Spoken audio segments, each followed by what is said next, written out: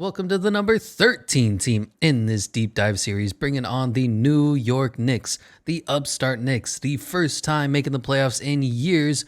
Knicks Nation last season was ecstatic. They were pumped, and then the season ended in despair. But I wanted to quickly justify my reasoning of why this team is higher than the Clippers. Of course, everything being 100% completely healthy, the Knicks aren't even close to the Clippers. The Clippers are probably a top 5, top 3 team if Kawhi is healthy day one. But you look at the current rosters, at the point guard position, it's not much, but the Knicks have a better duo pending injury. At the 2, they're no contest worse with Paul George, but at the 3, I'll take RJ Barrett over Justice Winslow, Terrence Mann, whomever they trot out.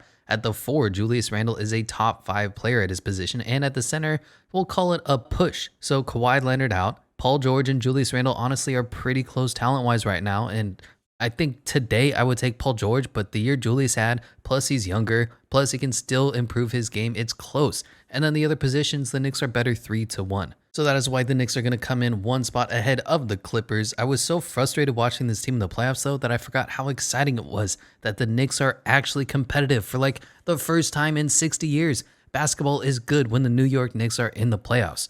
And the team went 41-31 last season, 4th in the Eastern Conference, 8th power rankings in the 2020 end-of-year power rankings. They were an impressive team. They were a good team, but they just really choked in the playoffs, and it hurt to watch. But they're looking to address that with the moves they made this offseason, bringing in Evan Fournier instead of Reggie Bullock. Reggie Bullock is a perfectly fine player. He just can't create any shot whatsoever when he has the ball. If he has to even dribble the ball once to take a sidestep or a pump fake when a defender is charging on him, his percentage craters. He can defend to some extent. Most of his defensive prowess these days felt it was more reputation-based than him actually D'ing people up, but he was still a very good catch-and-shoot guy for the Knicks and a great team player. They brought in Kemba Walker to replace Elfrid Payton, who got his ass benched and worked himself out of any sort of contract extension last season in that first round versus the Hawks. They brought in Kemba on a very friendly deal as well, 2 years, I think $20 million, and then had some very nice draft selections with Quentin Grimes in the first round, and then Jericho Sims and Miles McBride, Deuce McBride in the second round. But let's talk about this point guard position where they're going to come in at 25th. Now, we all knew, the whole world knew, that the Knicks needed an upgrade at the point guard when Elfrid Payton was worse than buying tickets to Hawaii in May of 2020. It was just kind of hilarious. The Knicks said, all right, we need another point guard on our team so we don't overload Derrick Rose, a good slashing playmaker who just needs to preserve his often injured knees so he doesn't miss significant time. Who should we pick up? Kemba Walker. I mean, the dude was always hurt since he went to Boston. Ironically, he barely missed any games in Charlotte, but his knees just caught up to him. I like what B-Ball Breakdown said in that Kemba's shot form. He inverts his knees so much, and after years of repetition, it just finally caught up to him along with his explosive slashing. And it just didn't work out in Boston. He's a great team guy. He's got good energy and is always smiling. He's a nice slasher. Just for whatever reason, his game didn't translate from Charlotte to Boston. In Charlotte, he was a top 4 pick and roll ball handler. In the years 2016 to 2019, he was scoring 1.01 points per possession in the pick and roll, placing him in the 90th percentile. When he went to Boston, it cratered down into the 80s. But he still was a solid 3-point shooter at 36%, which is much better, way better than anything Elfrid Payton will offer you. He's still and will always struggle being that undersized 6-foot point guard, meaning he has to work extra hard to get his shot off, and he's going to be a mismatch on defense. But I think this is going to be the perfect role for him. When he was a third option in Boston, he gave you 19, 4, and 5 on 55% true shooting, 36% three-point shooting. He was a very good player for Boston. He just wasn't healthy, and they weren't able to integrate him into the system. In New York, I think they'll run that perfect balance of minutes, 24 minutes for Kemba Walker, 24 minutes for Derrick Rose, and keep each other healthy. He's great when he's healthy. He can shoot the 3 off the dribble, pull it from mid, slash. He just is never healthy these days.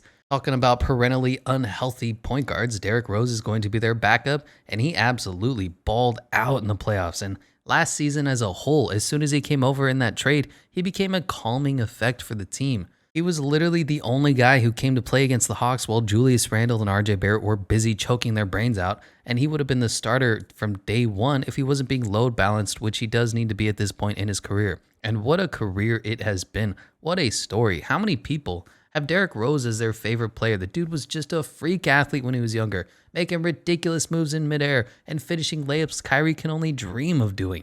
He'd jump out the gym with like a 90-inch vertical. He's clutch. He hits game winners and doesn't even fucking blink. He's ice cold. But these days, Derrick Rose is the veteran Derrick Rose, the aged and experienced Derrick Rose. He can still slash with the best of them. He just can't finish above the rim anymore. And when he runs with the twos, it's a whole different energy that the team plays with. Elfrid Payton did not work with his lack of shooting and poor playmaking in the starting point guard position. And then Derrick Rose would come in and he'd slash and he'd jump shot and he'd shoot the three and he'd pull it from mid with that kind of fun single hand push shot from the elbow. He turned himself into a decent 3-point shooter last year at almost 39%. Derrick Rose was just a great pickup, a great addition for this team, and possibly in the contention for sixth man of the year this upcoming season. Onto their point guard 3 role with Immanuel Quickley. He's not really a backup point guard, but size-wise, I'm going to put him here, especially since there's no other point guards on the roster unless you count the rookie in the second round, Deuce McBride. I was debating putting him here. At some point, he's going to come in and run the point as needed since he's more of a combo guard while Immanuel Quickley's more of a shooting guard. But McBride is a rookie and you never really know how rookies are going to ball out. Immanuel Quickley was a great player. He earned his minutes, and even if he's traditionally a shooter, he deserves to get some respect. And in his rookie season, Immanuel Quickley was great. He was fearless. He would pull up from 30 with no hesitation. He has a really nice pick and roll game, a good floater, and can hurt you if you go under the screen. He's a high-energy player, gets you buckets. He just never really got a lot of minutes once Derrick Rose came over unless they decided to bench Elfrid Payton, which Tom Thibodeau kind of refused to do. I think Tibbs didn't like his modern play style, being an undersized guard, shooting threes from 35 feet, putting up awkward-looking floaters. And Coach Thibodeau just really doesn't know how to properly utilize these modern scorers. And it really sucks that he's going to lose minutes to the crowded guard room now with Kemba, Derrick Rose, Evan Fournier, Alec Burks, and maybe even their new guys in Quentin Grimes, Miles McBride, and guard forward hybrid RJ Barrett. Quickley really showed supreme confidence and was a legit scoring option on this awful Knicks offense last season, and I really want to see what he can bring to the team. I would say their 3 untouchable players right now are Julius Randle, RJ Barrett, and for me personally, Immanuel Quickley. He's not going anywhere. At the very least, he's going to run the twos, create great scoring off the bench, and come in clutch moments. I was a big fan of his game and his supreme confidence in the playoffs. Moving on to the wing positions where they're going to come in at 22nd for shooting guard, bringing in Evan Fournier on that $78 million contract. Now, he is a very slight upgrade over Reggie Bullock. Is he a 4-year, $78 million upgrade over a 3-year, $30 million Reggie Bullock upgrade? I don't really think so. If I'm a Knicks fan, I'm hoping they do a little price matching with his contract down the road if a bigger fish becomes available near the trade line. But Fournier is 2 years younger than Reggie. He has more shot creation than Reggie. And I'm seeing tons of analysts talk about how good he is at dribbling to his right, pulling up from mid, etc. And yeah, he can do that to some extent. That's just not really what you want your offense to be built around. The best position you can have with Evan Fournier is catch and shoot threes and then running the occasional pick and roll as needed. Reggie was a much better free throw shooter than Fournier is. And Fournier got dominated on defense in the Brooklyn series when he was playing with the Celtics. He's a really bad defender. They just ran whoever offense on Evan Fournier. It was almost embarrassing to watch. So for Evan, it boils down to, are you going to get the French Olympic team Evan Fournier, or are you going to get round 1 Celtics where he's getting dominated by whoever he's supposed to be quote-unquote guarding? He was really bad in the playoffs, but he's a great 30% three-point shooter in the regular season, and that's how you get $20 million a year in today's NBA. At the very least, though, he's going to be able to stretch the floor for this team that was desperate for anybody to give some semblance of shooting to this team.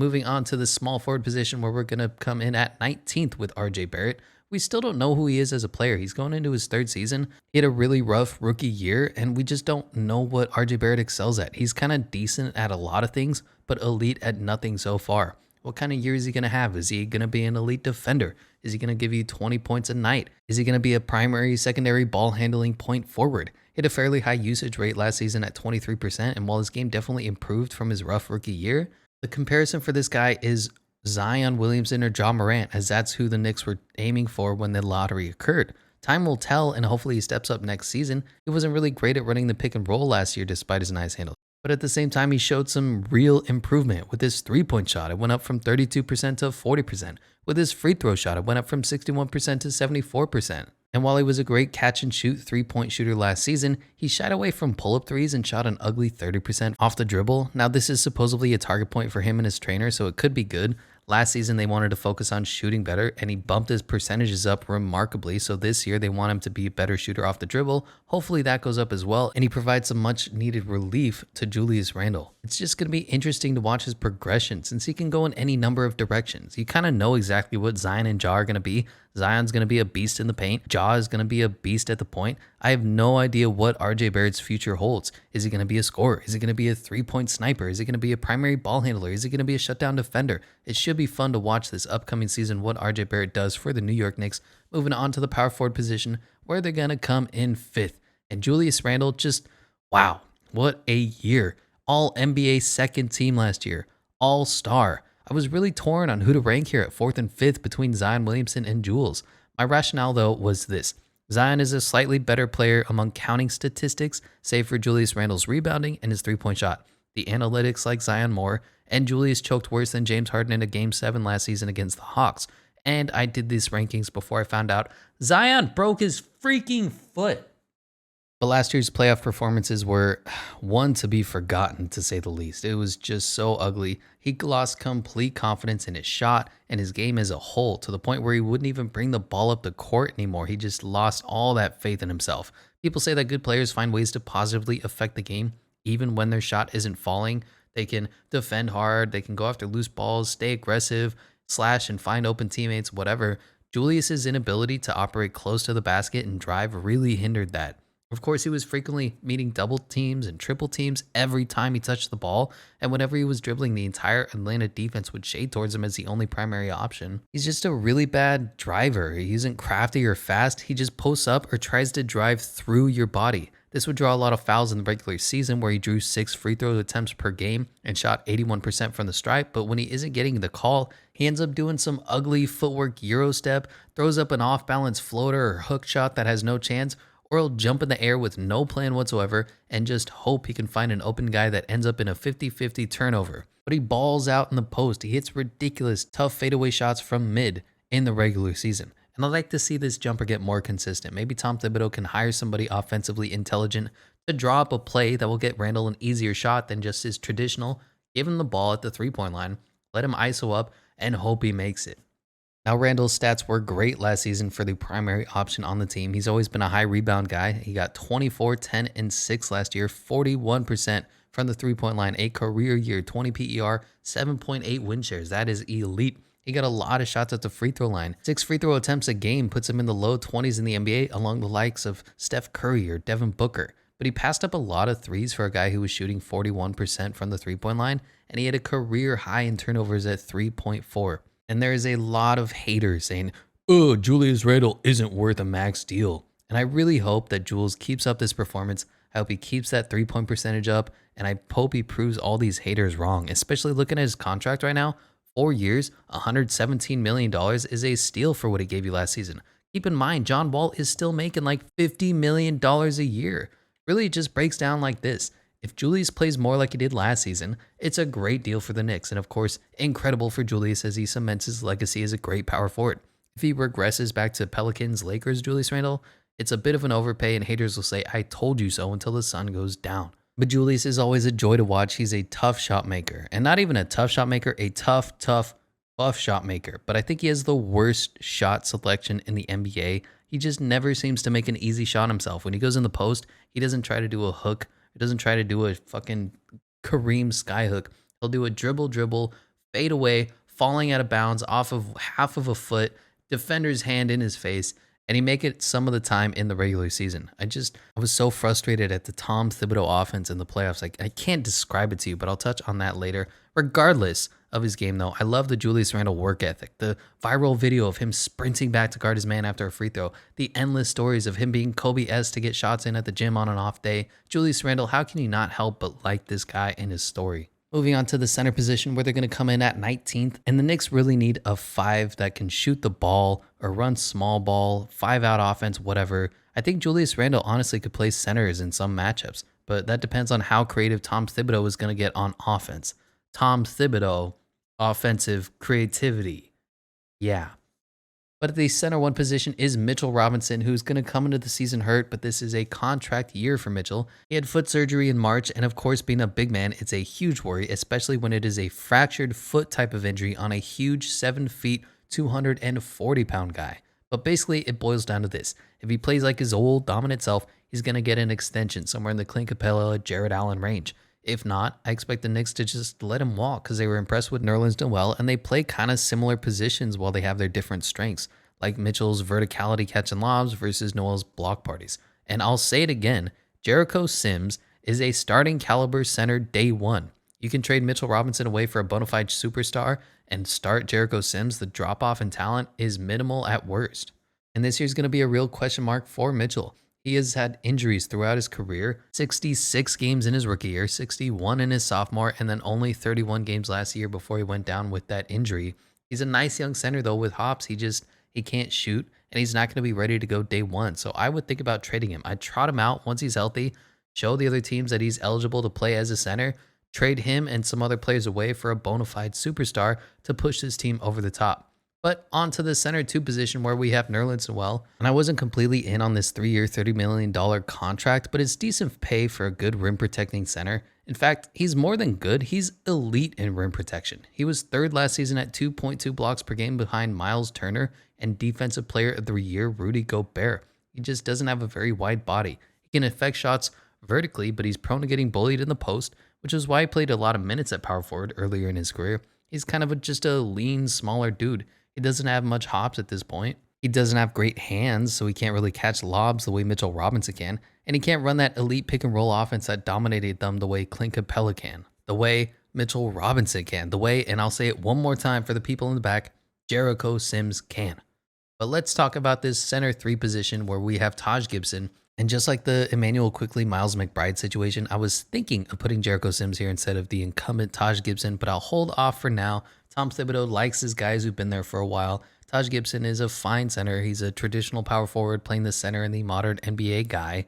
He gives you good effort. He just isn't big enough and he's starting to age out. He can't stretch the floor. His mid-range game really tapered off with his age. He's 36 years old now, but he's a former Bulls, former Tom Thibodeau player. He has to come over here with Derrick Rose and fucking anybody else. I've never seen a coach that gets more of his old guys that he used to play with more than Tom Thibodeau does. But last year, Taj actually played pretty well for them, especially in the playoffs. At one point, he was one of the only players that was playing good for them as his whole team was choking. I really hope they find a lineup with a 5 who can stretch the floor. If that means running an exotic small ball lineup, if that means trading away Taj and Mitchell, I don't care. This offense was atrocious last season. Moving on to the bench where they're going to come in at 4th, and they have a ton of good young talent here. They have Quentin Grimes, Mr. 25th overall pick. Now, I had some serious issues with this Knicks draft. Coming into the draft, they were pre-Kemba Walker, and this was the Knicks' clear and apparent needs. They needed a point guard. They need a center, pending Mitchell Robinson, and they need shooting. First was their number 19 overall pick, which they traded away to Charlotte for some really awful protected first-round picks down the line. Top 18 protected in 2022, top 16 protected in 2023, top 14 in 2024, and then it turns into 2 seconds if it doesn't convey.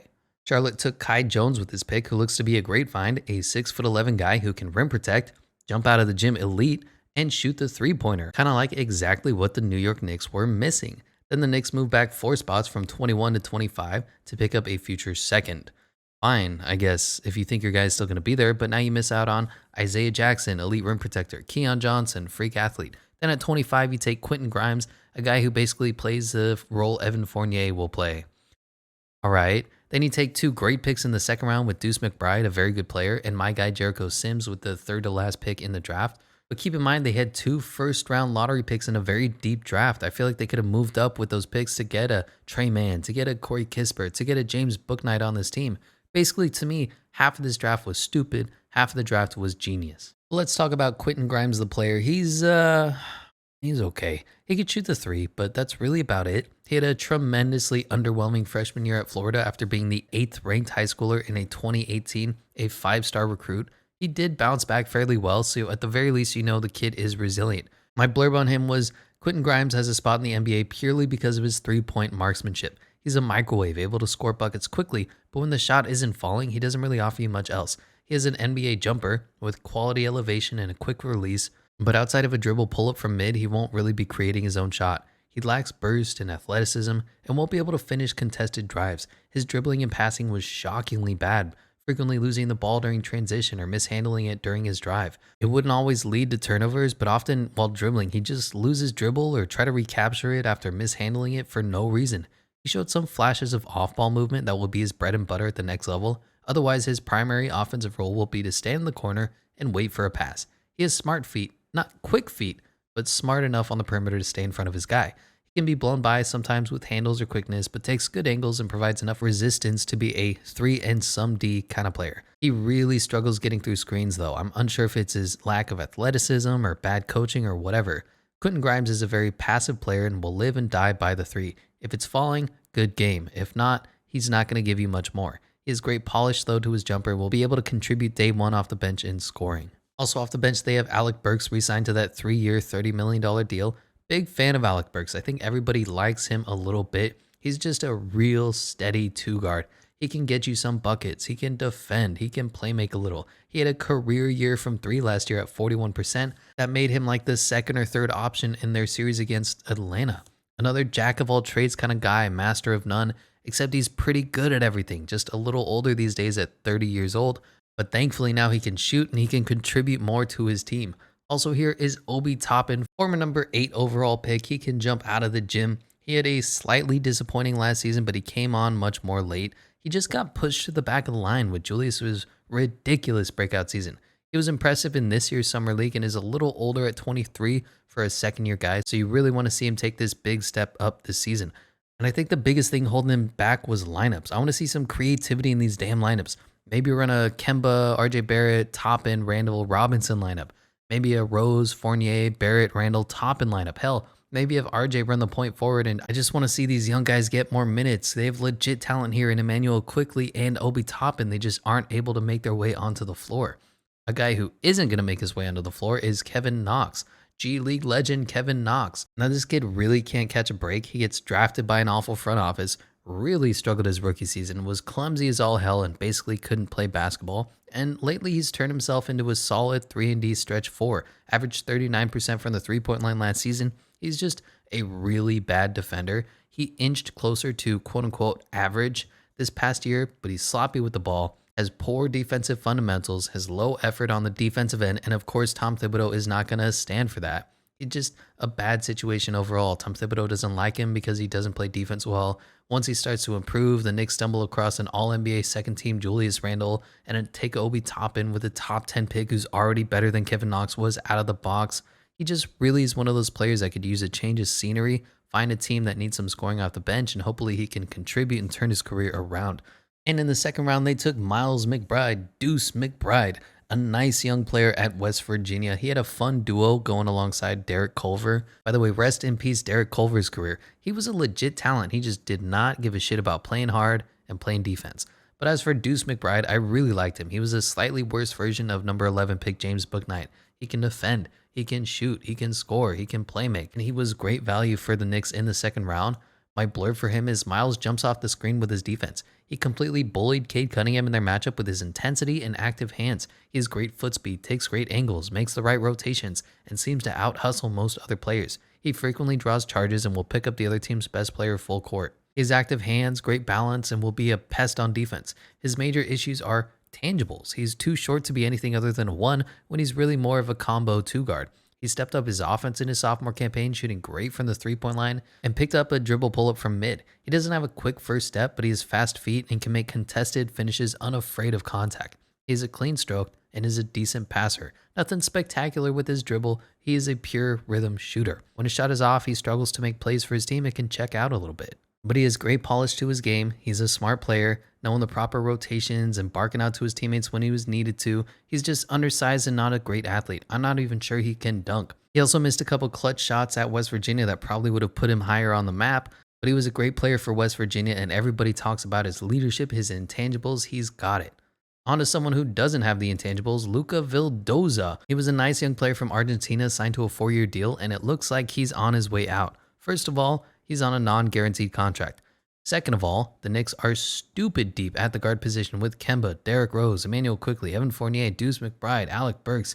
Third of all, he showed up to training camp in a walking boot. And fourth of all, Tom Thibodeau appears to just not like him. And whenever Tom Thibodeau doesn't like you on a Tom Thibodeau team, you're likely gone. And here to fill out the roster are a couple exhibition contracts. Dwayne Bacon, he's a primary wing player for the Magic last year. He can score a bit. He had 5 or 6 20-point games last season for them. He's just an atrociously bad shooter, 28% from the 3-point line last year. The way I see it, if the Knicks want a slasher or a ball handler, they're going to sign Dwayne Bacon. If they want shooting, they're going to sign MJ Walker. The reason why I'm giving Dwayne Bacon the advantage, the edge in this roster spot is he got recommended by former coach Steve Clifford, who is a good friend of Tom Thibodeau. And the way Tom Thibodeau treats his old friends and his old players, I'm sure because of that recommendation, he's going to get signed. They also brought in Amir Sims. He's probably a G Leaguer for life. He's not very athletic, but he was a good passer, decent defender, and an undrafted kid from Clemson, 4-year senior who will play the stretch 4. Got some talent, but I expect him to be sitting for a little while. They also brought in Wayne Selden. Probably not much there. He's 26 years old already and hasn't played in the NBA since 2019. But one guy I am interested in is MJ Walker. He played alongside Scotty Barnes at Florida State and was actually really decent for them as a senior. Shot 42% from the college three-point line last season. He can defend to some extent. He's a big kid, and I think he can find some sort of Bryn Forbes role, but a little more defense around this league as a three-point sniper. My blurb for him is this kid is the ultimate college player. A 4-year senior, his only bright spot was he could heat up from 3. He has a fine free throw stroke and a nice catch and shoot 3. He's very compact on offense and plays within himself. He lacks the athleticism expected of a wing or a guard. He can make the occasional good read on defense and has fine lateral quickness. Could be an average NBA defender. He has some strength on him, but that's only compared to your average scrawny college kid. I expect he'll be a G League lifer. If you're a senior, you need to be dominating the game with your intelligence and your experience, which MJ did not. But the NBA places a premium on three-point shooters these days, and MJ Walker can shoot. Also here is Jericho Sims on a 2-way deal. Now, I think I'm the only guy banging the Jericho Sims drum, but I could not have been higher on this kid. Now, the thing with Jericho is you have to temper your expectations with him. He is never going to offer you anything offensively. He's not miraculously going to get any taller and become 7 feet tall like Giannis or Jason Tatum did, but the kid is built like a truck. He will defend his ass off. He will rim protect, and he will jump over you with a ridiculous 44.5-inch vertical at 6'10", 245 pounds. I had him on my big board at 22, ahead of guys like Josh Christopher, JT Thor, Chris Duarte. So the fact that he went in the second round, pick 58, is criminal. My blurb for him is I love this kid's game. All he needs to learn to do is not do anything on offense, and he can be a starting center day one. He's ripped. His physique was unmatched in college ball and would frequently punish these skinny freshmen and sophomores. He has a freakish 44.5-inch vertical, which is crazy for a kid his size, and is still a high-effort, high-energy player. He brings a toughness to the paint and will challenge every shot and every post-up and go after rebounds coming his way. He can be bested by finesse and quickness, but has some lateral quickness to himself in case of switches. He has great post D. Offensively, of course, he's another story. He has a bad dribble, a poor shot, and only a few post moves. He's able to pull up a 3-foot jump hook and punish smaller guards if he's switched onto him, but for the most part, you don't want Sims holding the ball. Can't shoot free throws, and it just really looks unlikely that he's ever going to improve. But the way he committed to the Texas program, the way he bought in and said, I'm going to transform my body and turn into this fucking freak athlete, I think is perfect for this culture that's all about grit and grind, that's all about working your ass off on the defensive end. And I think Jericho Sims is going to see some starting minutes at some point in this upcoming year. Moving on to the coach and culture ranking, where they're going to come in at 24th. Coached by head coach Tom Thibodeau. He's a very, we'll call it, polarizing head coach. The good, he brings in a tough, defensive-minded culture. He turned this team from a perennial lottery team to a playoff caliber competitive team.